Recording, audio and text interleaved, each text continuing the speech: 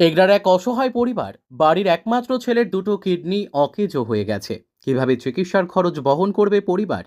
চরম দুশ্চিন্তায় দিন গুনছে এগরা 1 নম্বর ব্লকের কুদিরাসন চকবন্দি গ্রামের বাসিন্দা বীরেন্দ্র ভূঁইয়া ও তার পুরো পরিবার।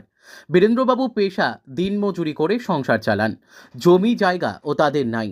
বীরেন্দ্রবাবুর একমাত্র ছেলে বিকাশ ভূঁইয়ার দুটো কিডনি অকেজো হয়ে গেছে। শেষ পর্যন্ত বীরেন্দ্রবাবুর স্ত্রী গৌরী দেবী নিজের সন্তানকে বাঁচাতে নিজের একটি কিডনি দিতে প্রস্তুত হন। ওড়িশার এইমসে চিকিৎসা চলছে। কিডনি প্রতিস্থাপন করতে অপারেশন খরচ প্রায় 6 লক্ষ টাকা। এলাকাবাসীর কাছে সাহায্যের আবেদন জানায় পরিবারের লোকেরা।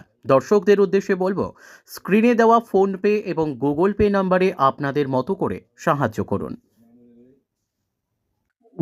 নমস্কার, আমার নাম বীরেন্দ্র ভূঁইয়া। কি সমস্যা হয়েছে আপনার? আমার ছেলের বয়স 28 বছর। ওর কিডনি প্রবলেম হয়েছে। 2023-এ ধরা পড়েছে। এইমসে চিকিৎসা হচ্ছে। এখন অপারেশনের জন্য 6 লাখ টাকার বাজেট, সেটা আমরা ব্যবস্থা করতে পারছি না। আমাদের বাড়িতে যা ছিল, সম্পত্তি বিষয় যা ছিল সব বিক্রি করে দেখিয়ে নিয়ে এসেছিলাম। বর্তমানে এখন অপারেশনের জন্য আমরা প্রস্তুতি নিচ্ছি। সেটা 6 লাখ টাকার বাজেটের আমরা ব্যবস্থা করতে পারছি না।